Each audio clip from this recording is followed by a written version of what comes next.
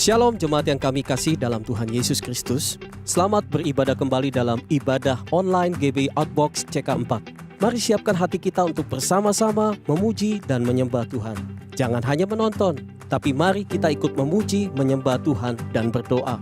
Hari ini firman Tuhan akan dilayani oleh hamba Tuhan, Pendeta Joan Mogi. Minggu depan kita masih tetap mengadakan ibadah online. Dan seperti biasa, di minggu yang pertama, firman Tuhan dan perjamuan kudus akan dilayani oleh Gembala CK4, Pendeta Weler Kauntu. Mari kita mengajak seluruh keluarga dan teman kita untuk diberkati melalui ibadah online di YouTube channel Outbox Ministry. Jemaat kami himbau untuk bergabung dengan KUL dan mengikuti pertemuan-pertemuan secara online menurut cabang-cabang gereja di mana saudara terlibat, agar dapat digembalakan dengan baik selama masa pandemi ini. Saudara yang mau bergabung dengan KUL, silakan menghubungi nomor WhatsApp ataupun IG dan Facebook dari Outbox Ministry yang tertera di layar. Jangan lupa untuk menabur persembahan kita di hadirat Tuhan dalam ibadah hari ini. Saudara dapat menabur di nomor-nomor account gereja sesuai cabang gereja di mana saudara digembalakan. Atau saudara dapat mencatatnya dari deskripsi di YouTube channel ini. Kami terus mengingatkan kita untuk selalu mengikuti protokol kesehatan yang dianjurkan oleh pemerintah. Kenakan masker jika keluar rumah, jaga jarak dan hindari kerumunan, serta seringlah mencuci tangan. Sebelum kita memuji dan menyembah Tuhan, mari kita bersama-sama mendeklarasikan Pentakosta ketiga sesuai dengan visi Tuhan bagi gereja kita. Saudara dan saya adalah murid-murid Tuhan Yesus di zaman ini yang akan dipakai Tuhan sebagai pembawa pesan dari Pentakosta ketiga. Pentakosta ketiga adalah pencurahan Roh Kudus yang dahsyat di zaman now, melebihi yang terjadi di Azusa Street.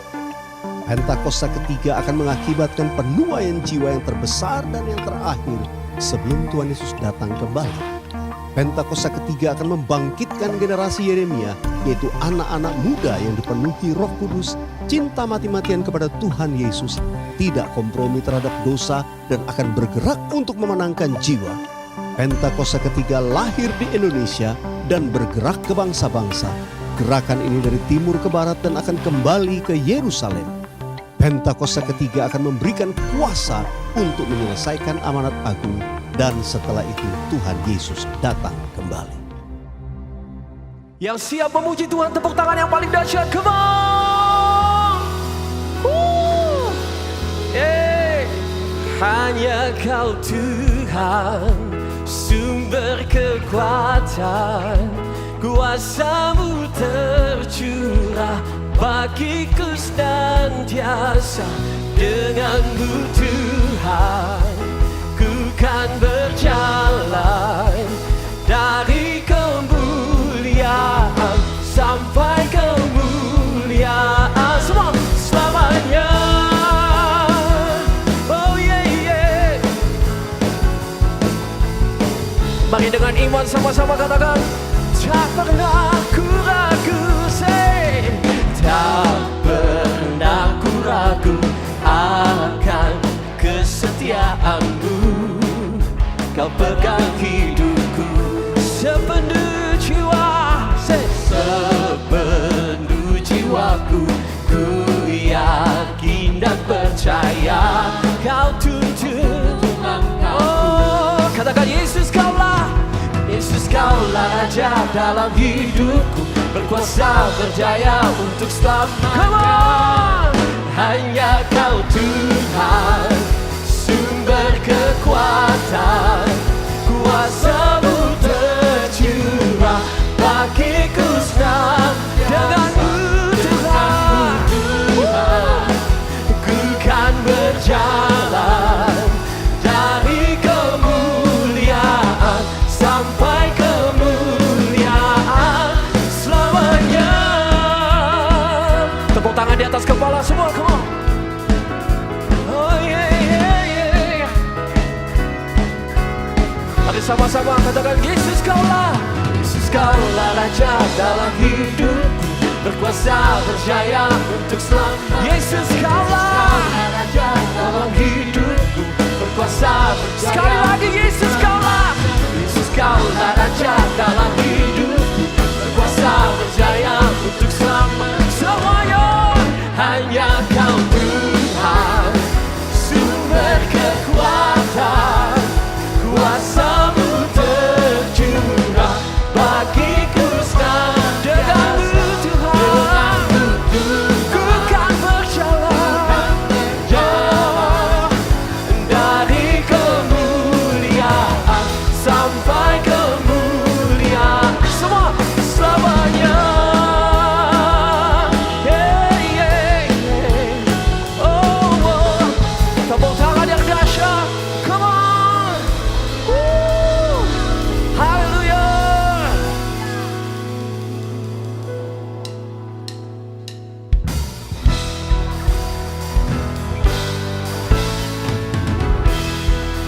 Mari sama-sama. Say with me. Open the eyes of my heart, Lord. Open the eyes of my heart. I want to see you. I want to see you. Open the eyes. Open the eyes of my heart, Lord. Open the eyes of my heart. I want to see you. I want to see you. Sama-sama sing with me. To see you high. To see you high and lifted up, shining in the light of your glory. Lord, pour out your power and love as we sing, holy, holy, holy. Sing with me. Open the eyes of my heart. Open the eyes. Open the eyes of my heart. I want to see you. Oh, I want to see you, Jesus. Sama-sama open the eyes. Open the eyes of my heart, Lord. Open the eyes of my heart. I want to see you. I want to see you. Mari angkat tangan sama-sama. See you high. To see you high and lifted up, shining in the light of your glory. Lord, pour out your power and love as we sing, holy. To see you high, to see you high and lifted up, shining in the light of your glory. Pour out your power and love as we sing, holy, holy, holy.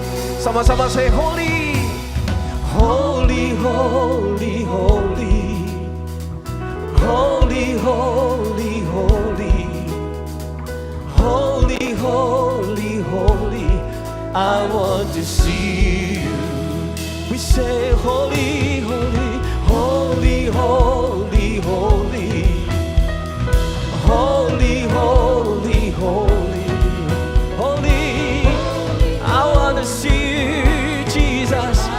Say it again. Holy, holy, holy, holy, holy, holy, oh, holy, holy, holy, holy, holy. I want to see you.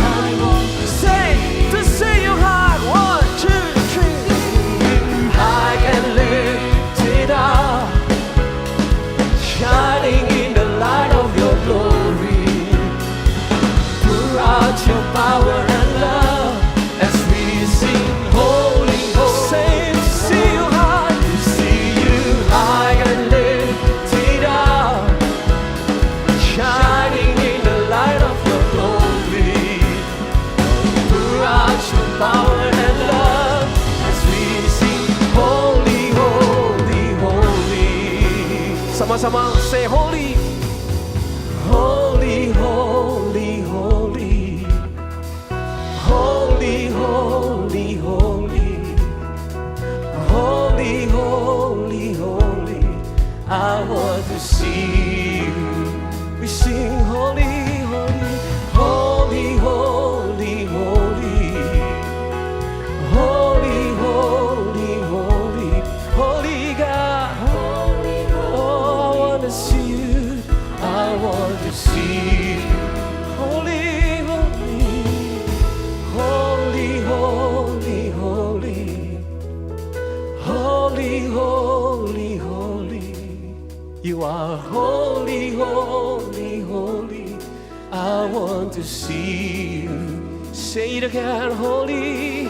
You are holy, holy, holy.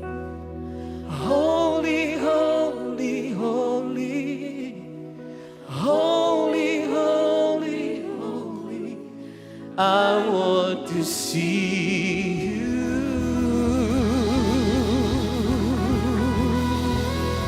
Oh, we give you praise. We give you honor.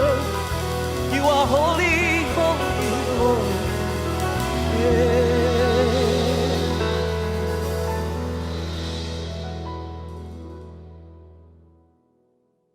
Selamat hari Minggu. Saya percaya kasih setia Tuhan selalu baru setiap pagi. Voice of Pentecost kali ini akan membahas mengenai dinamika kesembuhan ilahi. Apakah kamu pernah mengalami sakit dan disembuhkan Tuhan melalui mujizat? Atau malah pernah lihat orang yang sakit dan didoakan tapi nggak sembuh-sembuh? Jadi sebenarnya kesembuhan ilahi itu beneran ada atau enggak sih? Dan apakah pelayanan kesembuhan ilahi masih sesuai dengan kemajuan zaman now?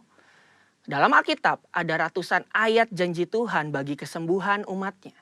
Banyak peristiwa dicatat orang-orang mengalami kesembuhan secara mujizat. Contohnya dalam perjanjian lama, Raja Hizkia yang disembuhkan atau Naaman yang disembuhkan dari penyakit kusta dan masih banyak lagi. Perjanjian baru juga mencatat ada begitu banyak peristiwa mujizat kesembuhan ilahi baik melalui pelayanan Tuhan Yesus maupun melalui pelayanan para rasul. Nah, sebagai insan Pentakosta, kita percaya bahwa kesembuhan ilahi terjadi karena pengorbanan Tuhan Yesus di atas kayu salib. Kita percaya bahwa mujizat tetap terjadi sampai sekarang karena Allah masih terus melakukan perbuatannya yang ajaib yang melampaui kemampuan manusia dan hukum alam.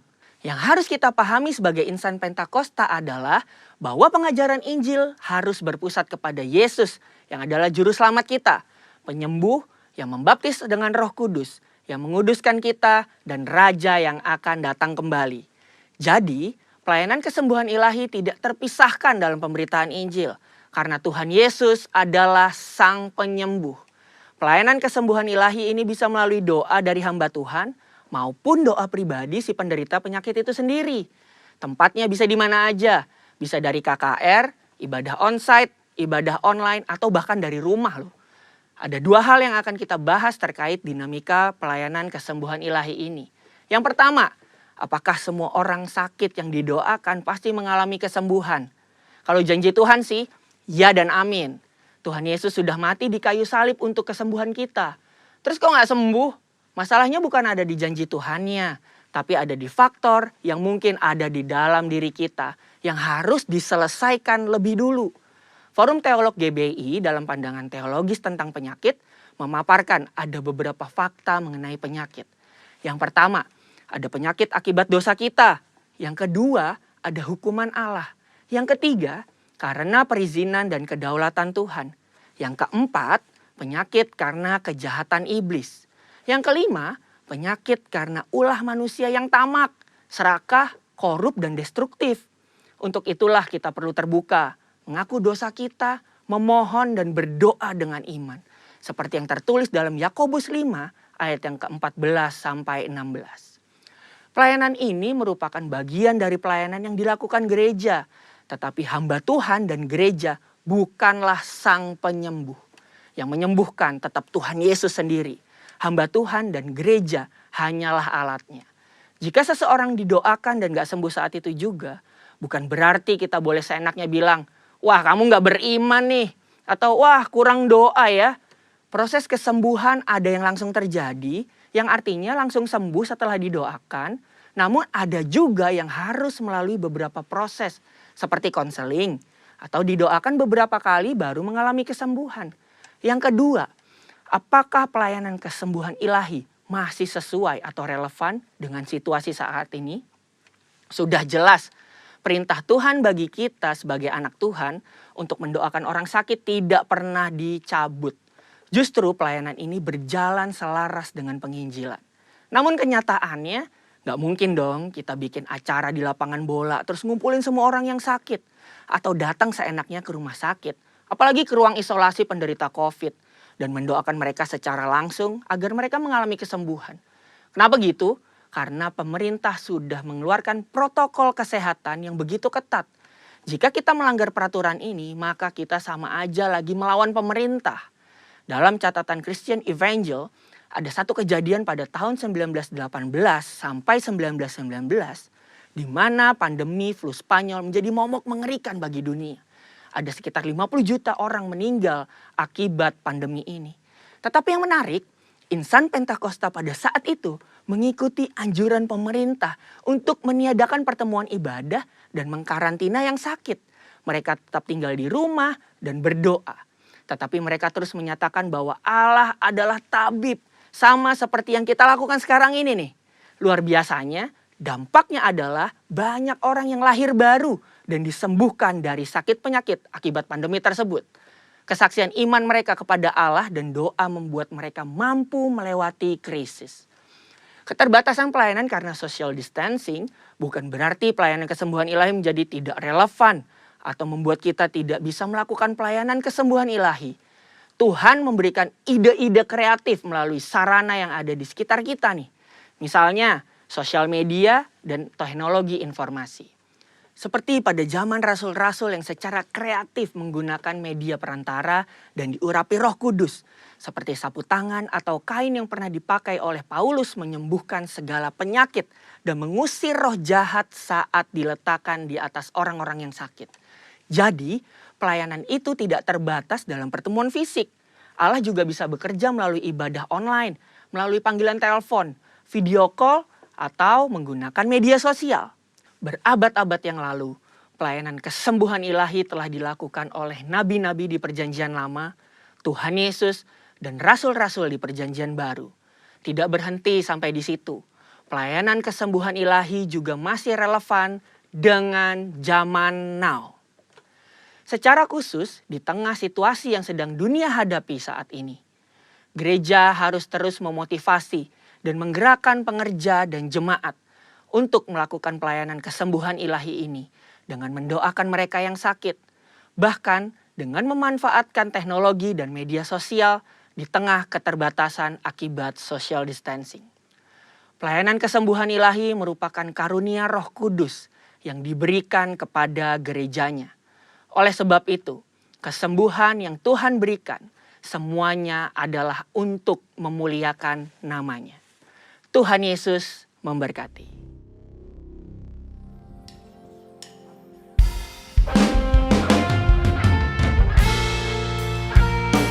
Saat ini kami bait kudus-Mu. Kami mau memuliakan Engkau.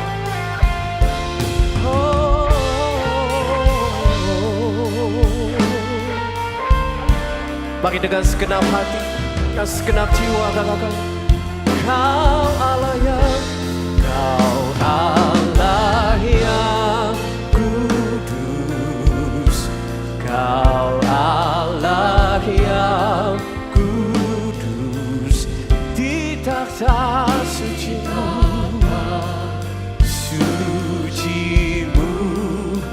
kami menyembah nama-Mu, kami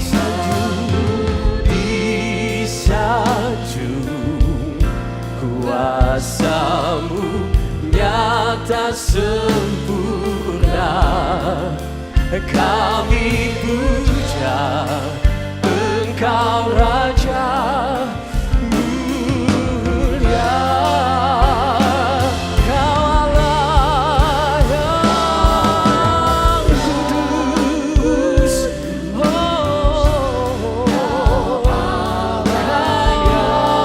kuduslah Tuhan di takhta suci-Mu, kami menyembah nama-Mu, disanjung kuasa-Mu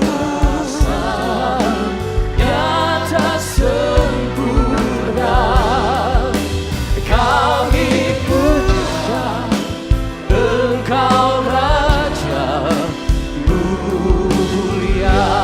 Mari angkat hatimu sama-sama katakan, Kau Allah yang kudus, kuduslah Tuhan.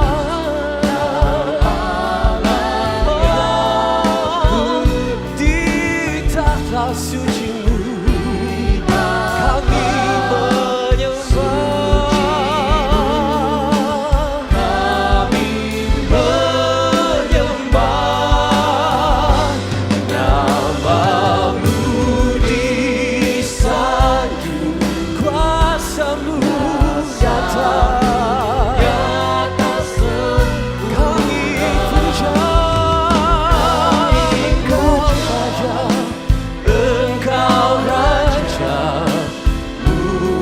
Mari bersama katakan, kami puja Engkau kami puja, Engkau Raja mulia. Kami memuja-Mu Tuhan, Engkau Raja mulia. Kami menyembah-Mu. Mari sama-sama angkat suara kita, angkat hatimu. Dengan segenap hati, segenap jiwa, mari menyembah Dia di dalam roh. Oh, Ralamaya Shandarala,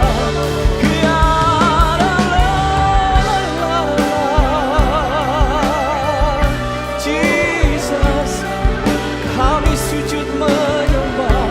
Ralamaya Shandarala.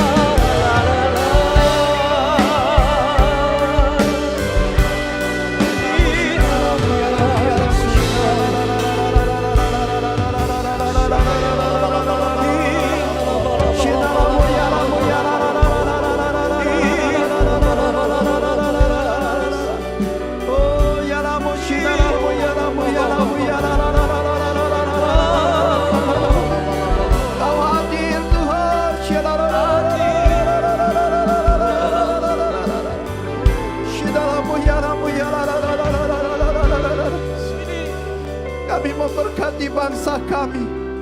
Kami memberkati Tuhan, damai sejahtera-Mu turun atas Indonesia. Oh ya Rabu, bangkit Indonesia Tuhan.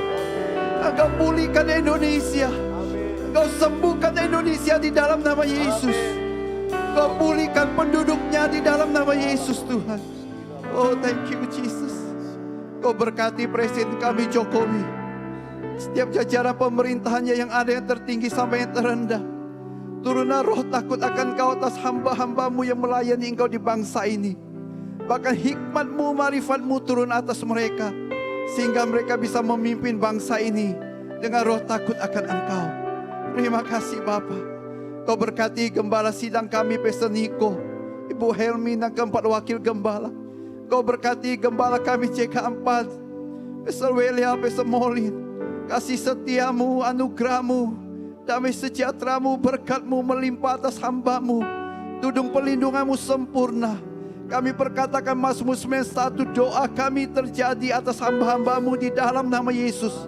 Kami juga berdoa Tuhan untuk gembala-gembala cabang CK4 yang ada. Bahkan seluruh jemaat-Mu CK4. Engkau yang jaga, Engkau yang lindungi. Bahkan seluruh pengerja aktivis, Engkau yang memelihara mereka.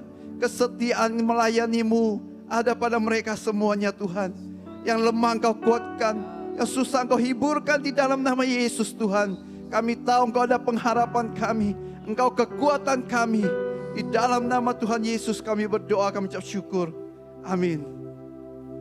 Saya percaya waktu kita memuji menyembah Tuhan di rumah-rumah, waktu kita menyembah, hadirat Tuhan menjamah setiap kita. Apapun keadaan saudara hari-hari ini, saya gak tahu, mungkin ada yang sedang kena sakit, atau saudara sedang mengalami persoalan dalam finansial, atau masalah hubungan dalam keluarga, keadaan apapun, datang kepada Tuhan, menyembah Tuhan. Mari buka hati saudara sekali lagi di hadapan Tuhan.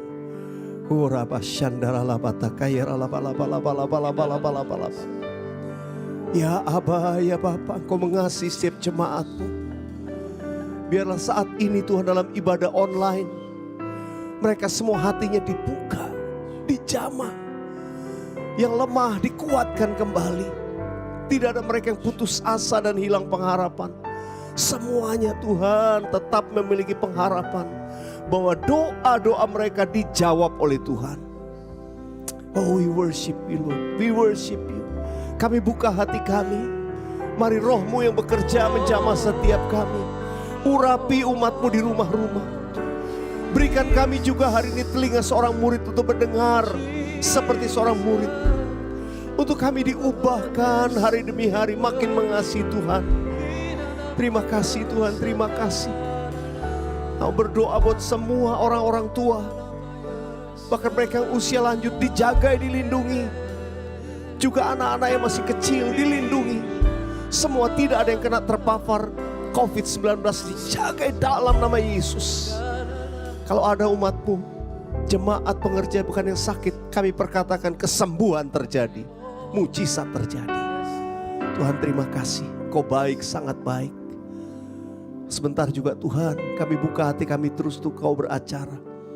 Firman-Mu itu yang memerdekakan setiap kami, tuntun kami. Terima kasih Bapa. Urapi hamba-Mu, Pastor Juan Mogi akan menyampaikan firman-Mu. Pakai hamba-Mu Tuhan, pakai hamba-Mu. Terima kasih Bapa. Kami semua diberkati dalam nama Yesus. Katakan amin. Haleluya. Terus buka hati saudara. Kita sembah Tuhan sebelum kita dengarkan firman Tuhan. Naikkan pujian, worthy is the Lamb.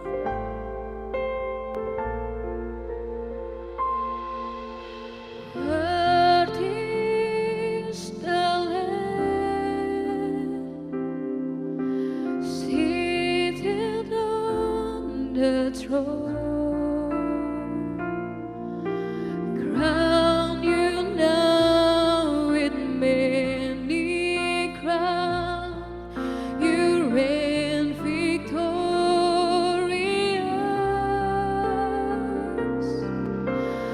High and lifted up, Jesus, Son of God. The darling of heaven crucified.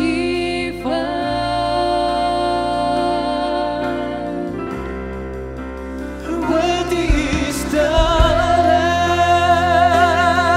worthy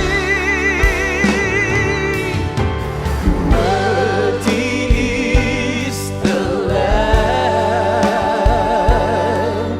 seated on the throne. Crown you down with many crowns, you reign victorious.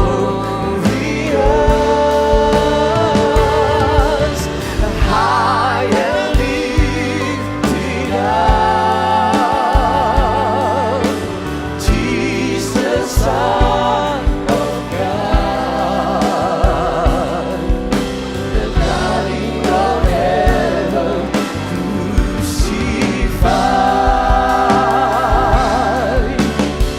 Worthy is the Lamb, worthy is the Lamb, worthy is the Lamb, worthy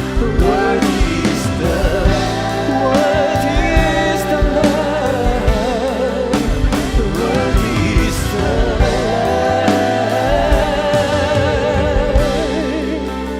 worthy is the Lamb. You are worthy, Lord. You are worthy. We give you praise. We worship you with all my heart. Dengan segenap hati kami menyembah Allah yang setia, kekuatanku, benteng perisaiku.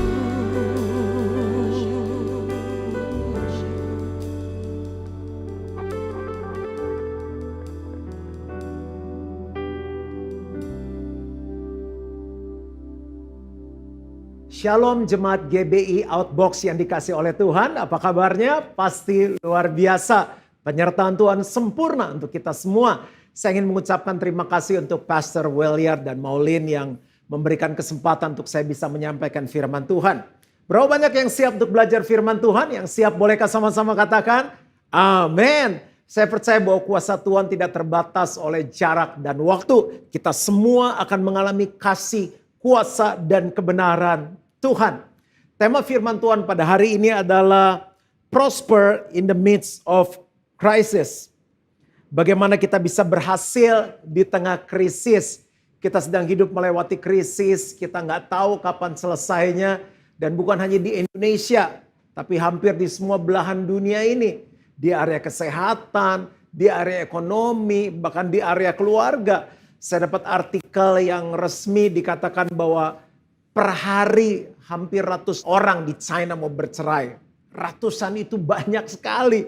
Saya pelajari kenapa mereka mau bercerai dan saya baca ternyata biasanya sibuk. Istri sibuk, suami sibuk, anak sibuk. Sekarang nggak bisa kemana-mana karena mereka sempat lockdown, lalu lockdown selesai, lalu kembali lockdown. Jadi ngelihat kiri, ngelihat kanan, lo lagi gitu. Nggak tahan, ribut, berantem, cerai. Tapi kita percaya di tengah krisis akan ada keberhasilan yang datangnya dari Tuhan. Nah, ada satu bagian Alkitab waktu saya pelajari kata berhasil dipakai kata prosper. Firman Tuhan diambil dari Mazmur 1 ayat 1 sampai dengan 3. Saya bacakan untuk saudara. Berbahagialah orang yang tidak berjalan menurut nasihat orang fasik. Kata berbahagia dalam bahasa Inggris adalah blessed, diberkati. Yang tidak berdiri di jalan orang berdosa. Dan yang tidak duduk dalam kumpulan pencemooh. Tetapi yang kesukaannya ialah Taurat Tuhan. Dan yang merenungkan Taurat itu siang dan malam. Perhatikan ayat 3, ia seperti pohon yang ditanam di tepi aliran air, yang menghasilkan buahnya pada musimnya, dan yang tidak layu daunnya, apa saja yang diperbuatnya berhasil. Saya ulangi sekali lagi, apa saja yang diperbuat oleh jemaat GBI Outbox, diperbuatnya berhasil. Apakah saya bisa dengar amin? Wow, luar biasa, kencang sekali.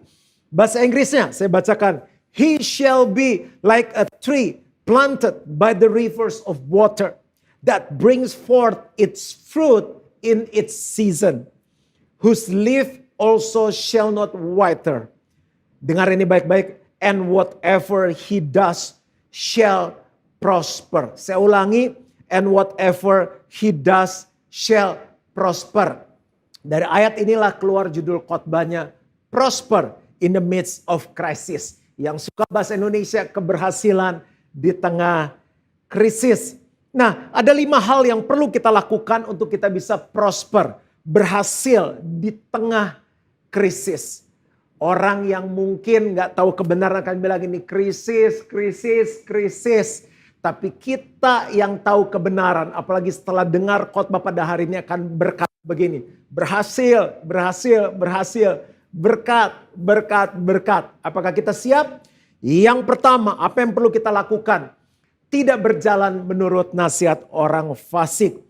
Apa sih artinya tidak berjalan menurut nasihat orang fasik? Artinya gini, tidak menerima prinsip hidup orang fasik. Apa definisi fasik? Mereka adalah orang-orang yang mengikuti jalan dan nasihat dunia. Tidak tinggal dalam firman Allah. Nah, kalau kita terima prinsip mereka, kita sudah berjalan menurut nasihat orang fasik. Dan Alkitab bilang gak bisa prosper, gak bisa berhasil. Karena Tuhan itu yang ciptakan hidup kita. Yang suruh menikah Tuhan. Tidak baik kalau manusia itu seorang diri saja. Aku akan menjadikan seorang penolong yang sepadan dengan dia. Tuhan yang suruh kita beranak cucu. Jadi inisiatif menikah datangnya dari Tuhan. Kalau kita mau berhasil di tengah krisis, hidupilah keluargamu. Mulailah keluargamu dengan prinsip firman Tuhan. Kalau kita ikut prinsip di luar firman Tuhan, keberhasilannya tidak dijamin. Kalau di masa krisis ini kita tetap bisnis, bekerja, walaupun turun penjualannya, walaupun gaji dipotong, saya tidak akan keluar dari prinsip firman Tuhan. Firman Tuhan bilang begini, blessed, diberkatilah. Jadi gini, jangan pernah terima prinsip hidup dari orang fasik. Kelihatannya mungkin enak, kelihatannya mungkin gampang, tidak ada rintangan. Alkitab bilang ada jalan yang disangka orang lurus, tapi ujungnya menuju maut. Sekali pegang firman Tuhan, tetap firman Tuhan. Ya denger boleh, kan kita nggak bisa. Kalau lagi ngumpul sama teman-teman, nggak mau dengar. Alkitab bilang nggak diberkati. Kita nggak punya teman lagi. Jadi dengar boleh, tapi setelah itu kita keluarin. Enggak, ini nggak sesuai dengan firman Tuhan. Ya, yang pertama, saya di bagian 1, 2, 3 nggak terlalu banyak bahas. Tapi nanti di bagian 4 dan 5 saya akan bahas dan berikan contoh-contoh. Yang pertama, apakah semuanya lulus? Kalau lulus itu sudah berhasil. Yang kedua, tidak berdiri di jalan orang berdosa. Tadi berjalan, sekarang berdiri. Apa artinya tidak berdiri di jalan orang berdosa? Saya pelajari ternyata artinya seperti ini. Terlibat dalam praktek orang berdosa. Jadi prinsipnya bukan hanya didengar tapi dilakukan. Contoh sederhana, namanya bisnis, nggak bohong, mana bisa.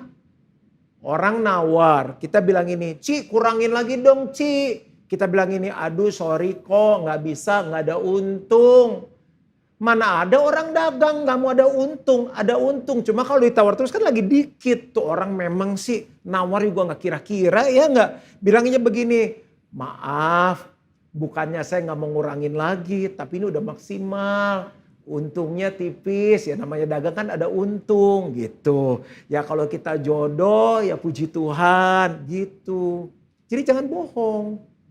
Ditanya, barangnya buatan mana, made in mana? Dengan mantap bong, made in Jerman, made in Germany, made in Jerman, made in USA, made in Amerika. Pelan made in China, pelan made in lokal. Emang ada yang salah made in China, made in lokal? Enggak salah. Jujur, karena setiap kita ada porsi berkat dari Tuhan. Berkat ada di atas kepala orang benar. Walaupun kita ditanya buatan mana, buatan lokal. Tapi kalau itu dikirim sama Tuhan, deal, beli 1 truk. Hah? Ayo. Daripada kalau kita bohong made in Germany, made in Jerman dibelinya cuma 1, ya. Jadi yang kedua, jangan dihidupi, ya. Jangan bisnis tuh gaya Spanyol, separuh nyolong. Lurus-lurus aja. Yang ketiga, tidak duduk dalam kumpulan pencemooh. Jadi kalau tadi yang pertama apa? Berjalan itu ngedengerin terus. Oh jadi gimana sih gitu. Yang kedua bukan yang ngedengerin, dilakukan. Nah yang ketiga ini bukan hanya dilakukan, ngumpul sama orang-orang kayak gitu. Nah kalau kita ngumpul sama orang-orang yang tidak menghidupi prinsip firman Tuhan, artinya kita jadi pencemooh. Itu endingnya.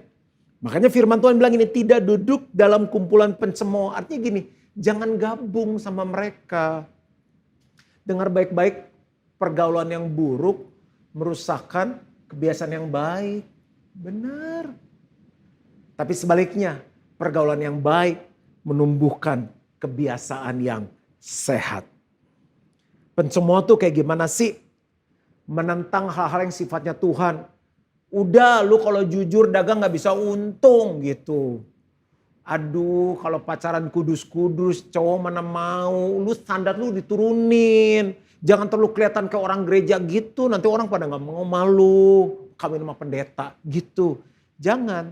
Sekali ikut Tuhan tetap ikut Tuhan. Sekali pegang nilai firman Tuhan tetap pegang nilai firman Tuhan.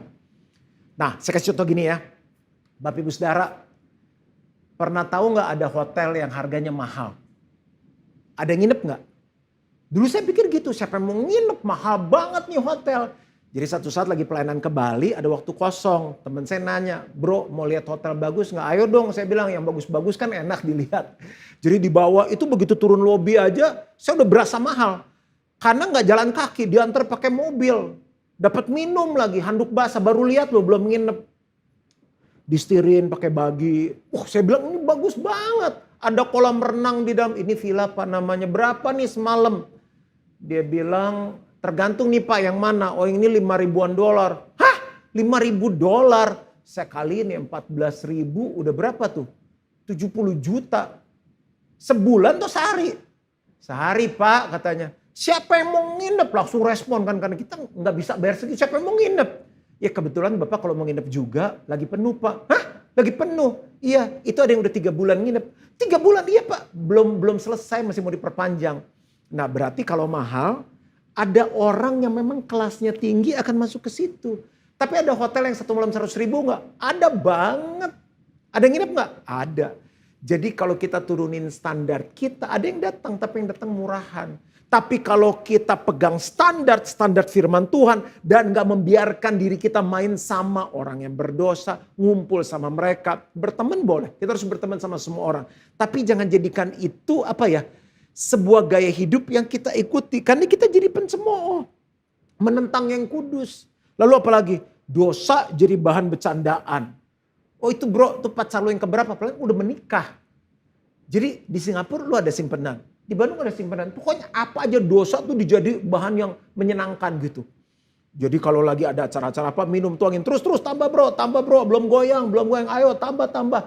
Sampai botolnya begini, glek sampai habis. Jadi itu dibuat fun, mengolok-olok agama. Membuka mulut nih endingnya akhirnya mereka membuka mulut melawan Tuhan. Ini 3 bagian pertama nih. Jadi kalau kita mau prosper, berhasil di tengah krisis, tidak berjalan menurut nasihat orang fasik, 1. Yang kedua, tidak berdiri di jalan orang berdosa, 2. Yang ketiga, tidak duduk dalam kumpulan pencemooh. Nah, ini kalau kita lakukan 3 hal ini atau kita tidak melakukan 3 hal ini, kita baru di titik netral. Jadi kalau dari minus, kita baru di titik netral. Nah, oke enggak?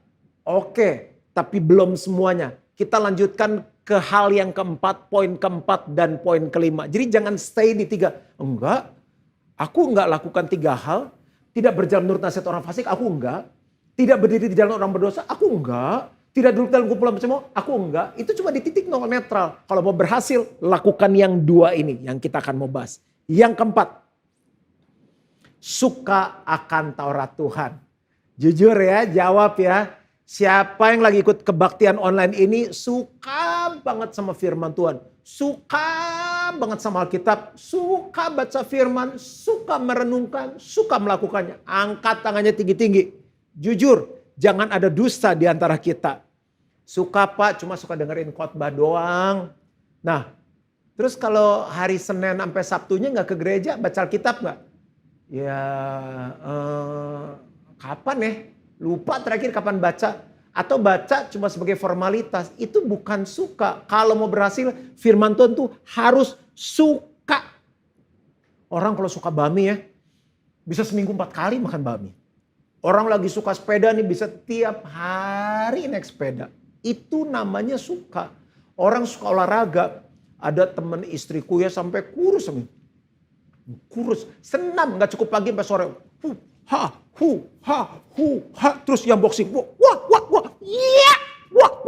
iya, sampai suka olahraga, hobinya beli baju olahraga. Nah, Alkitab bilang suka akan Taurat Tuhan. Yang lagi jatuh cinta nih, kalau lagi suka kan diliatin terus kan. Apalagi kalau kita lagi stalking ya, lagi ngintip Instagramnya dia gitu ya. Wah digedean, aduh ya ampun gantengnya, aduh mulus, cowok kok bisa mulus ya. Itu ada lalat aja kepleset di pipinya, aduh ininya biru-biru, hijau-hijau lu. Terus ada belahan di sininya, aduh tuh lagi berenang tuh perutnya.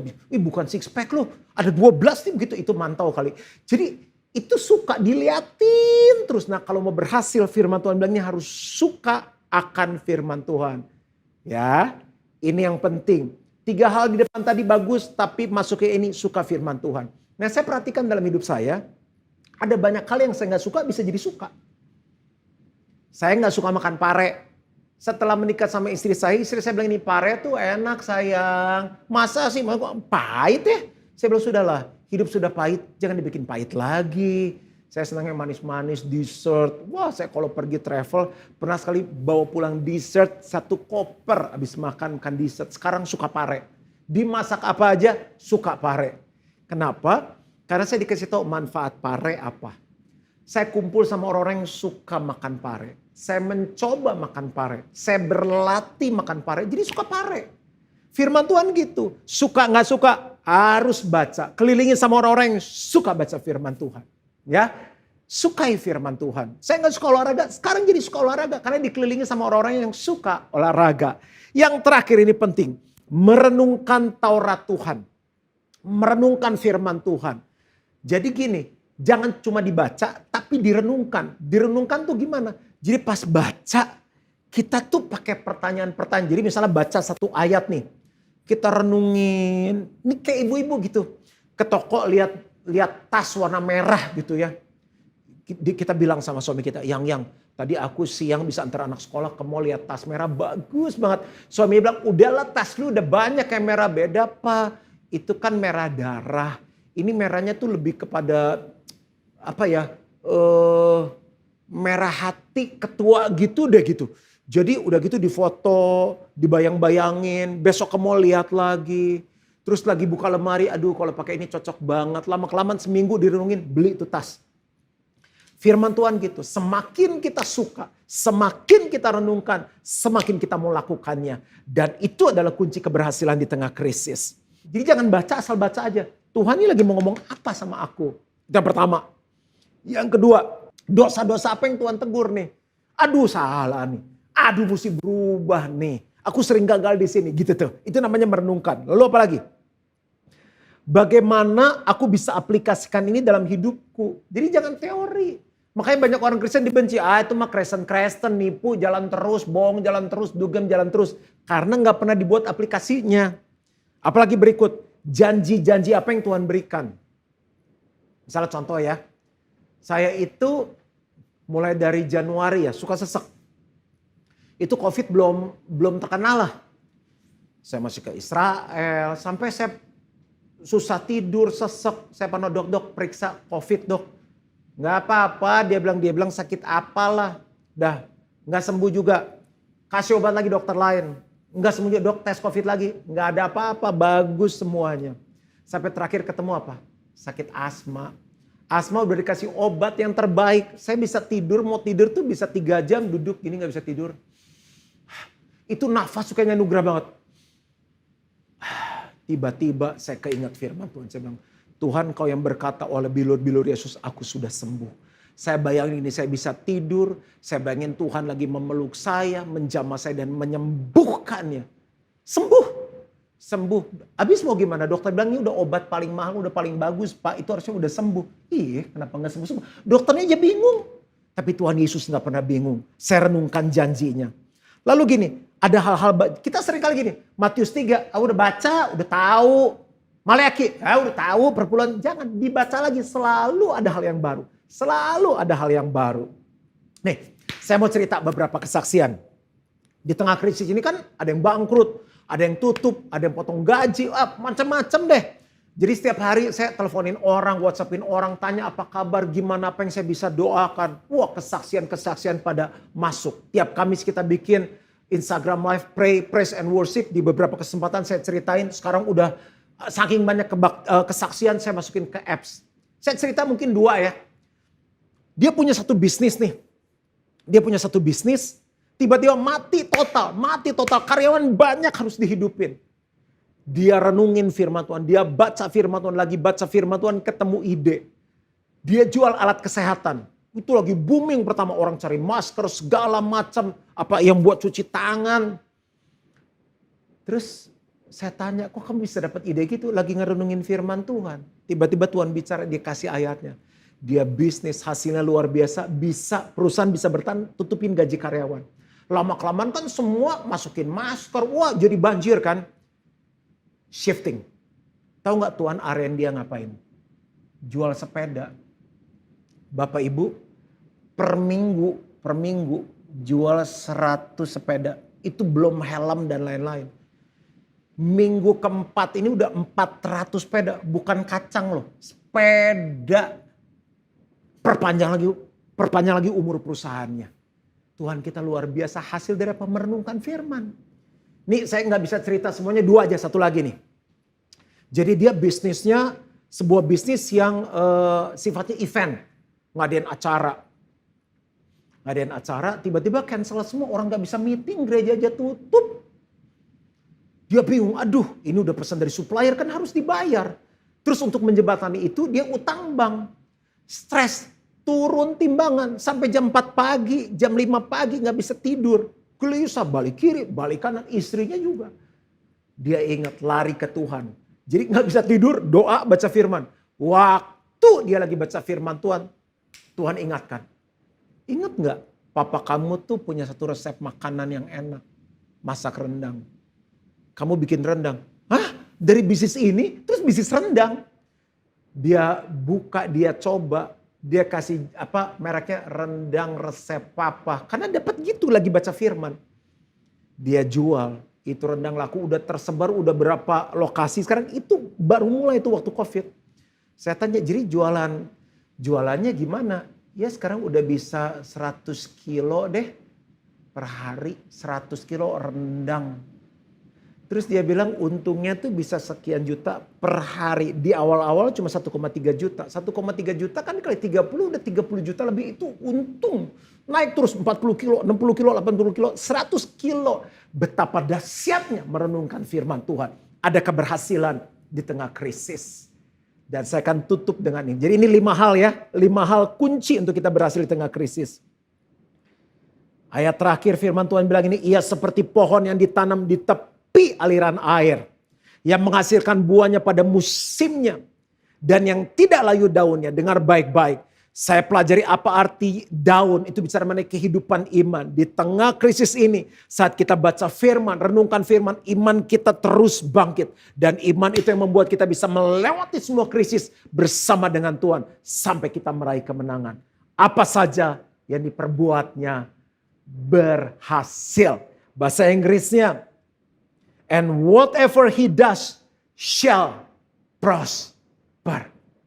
Saya berdoa supaya semua jemaat GBI Outbox mengalami keberhasilan di tengah krisis.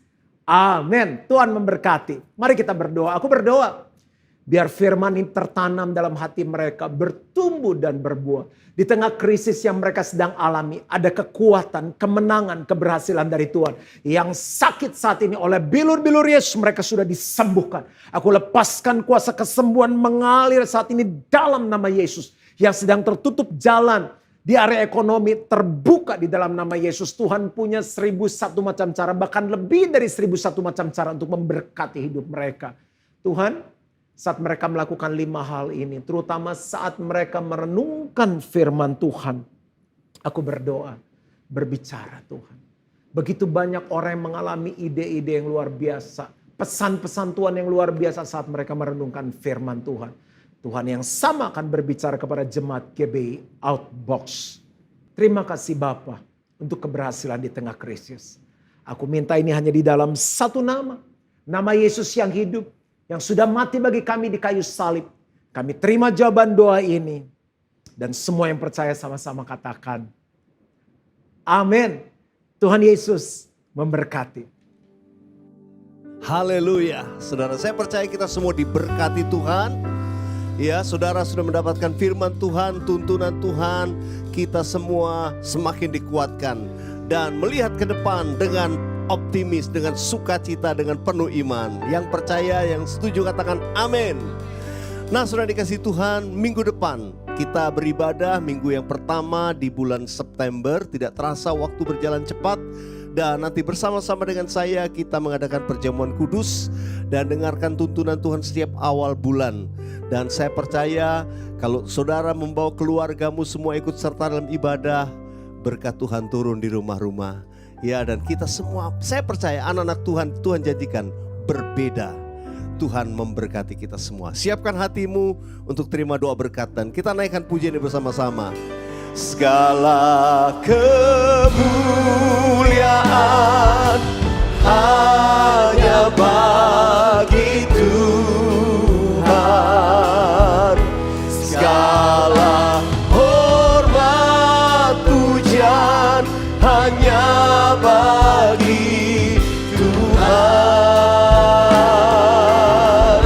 Kuasa dan kemuliaan hanyalah bagi Tuhan. Segala kemuliaan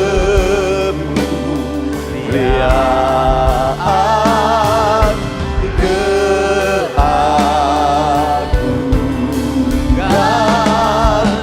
kejayaan hanya bagi Tuhan.